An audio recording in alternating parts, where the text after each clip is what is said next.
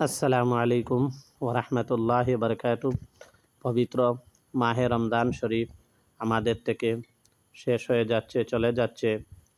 আর এই মাসের সামান্য দিন আমাদের হাতে বাকি আছে। আগামীতে আমরা কেউ থাকতে পারি, না থাকতে পারি। এই মাসের শেষের মধ্যে আল্লাহ সুবহানাহু ওয়া তাআলা রাসূলুল্লাহ সাল্লাল্লাহু আলাইহি সাল্লামের হাদিসের দ্বারা একটি জিনিস আমাদের উপর ওয়াজিব করা হয়েছে। এই জিনিস কি? এই জিনিসটি হলো সদকাতুল ফিতির। সদকাতুল ফিতির প্রত্যেক ওই ব্যক্তির উপরে ওয়াজিব যার উপরে অত এমন পরিমাণ মাল আছে যে যাকাত ওয়াজিব হইয়া যায়। ওই ব্যক্তির উপরে সদকাতুল ফিতির ওয়াজিব। এবং ওই ব্যক্তির উপর উপরে যার কাছে নিজের ঘরের যায় জরুরতের সামান থেকে বেশি জিনিস আছে, ওই ব্যক্তির উপরে সদকাতুল ফিতির ওয়াজিব।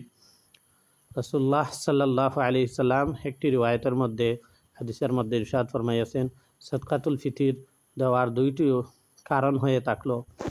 একটি হাদিস হযরত ইবনে আব্বাস রাদিয়াল্লাহু তাআলা আনহু থেকে বর্ণিত আছে।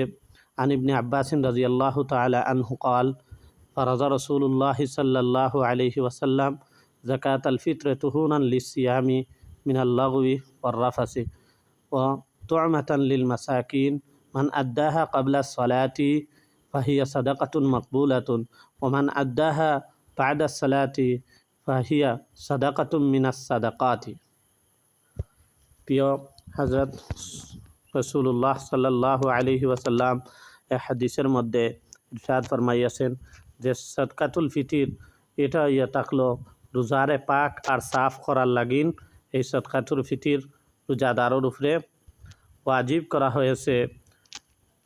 কীরকম রোজারে পাক সাফ করার লাগিন? রোজা কীরকম?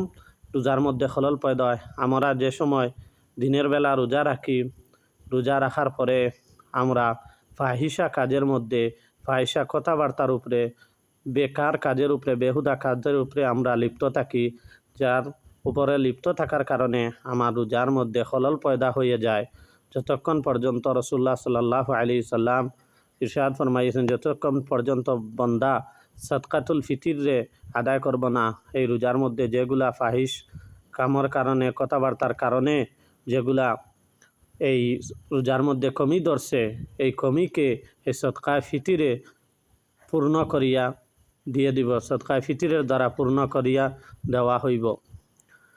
আল্লাহ রসুল সাল্লাল্লাহু আলাইহি ওয়াসাল্লাম 2 নম্বর কারণ বলছেন যে সদকায়ে ফিতির এই কারণে দেওয়া যে ওয়া তুআমাতান লিল মাসাকিন, অর্থাৎ মাসাকিনদের এই খানার ইন্তজাম করা হয় এই সদকায়ে ফিতিরের দ্বারা। যে সময় আমরা সমস্ত রোজা রাখিয়া নেই, পুরা মাসকে পাশ রোজা রাখিয়া নেই, তখন ঈদের সময় আসে, আমাদের যার কাছে ধন দৌলত টাকা পয়সা বেশি আছে, আমরা বাজারে গিয়া শপিং করতে, মার্কেটিং করতে আমাদের জন্য খুব সহজ হয়ে যায়।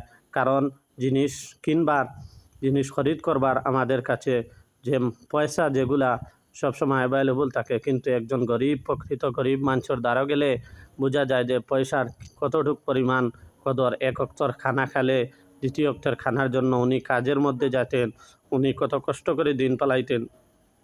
এই কারণে রাসূলুল্লাহ সাল্লাল্লাহু আলাইহি সাল্লাম হাদিস তুআমাতান লিল মাসাকিন হাদিসের মধ্যে বলেছেন যে গরিব হকলের, মিসকিন হকলের খানির একটা ইন্তজাম করা। অর্থাৎ তুমি তাইনু খুশি করো, আর এই ঈদের মধ্যে সবরের সঙ্গে নিয়ে মিলিমিশি বাঠিয়া এই ফিতরায় ঈদের মধ্যে তোমার তাইন খুশি করো একসাথে মিলেমিশি। আর একটি হাদিসের মধ্যে রাসূলুল্লাহ সাল্লাল্লাহু আলাইহি ওয়াসাল্লাম বলেছেন যে যতক্ষণ পর্যন্ত বন্দায় সদকায়ে ফিতির যে ব্যক্তির উপরে ওয়াজিব আছে সদকায়ে ফিতির আদায় করবেন না, ওই ব্যক্তির রোজা জমিন এবং আসমানের মধ্যবর্তী স্থানে লটকাইয়া রাখে দিবেন আল্লাহ পাক। যে সময় সদকায়ে ফিতির আদায় করবেন, আল্লাহ পাক রব্বুল আলামিনের কাছে সদকায়ে মকবুলা হিসাবে কবুল হব সদকা, আর এই আল্লাহ পাক রব্বুল আলামিন ওই ব্যক্তির রোজাকে কবুল করে নেবেন।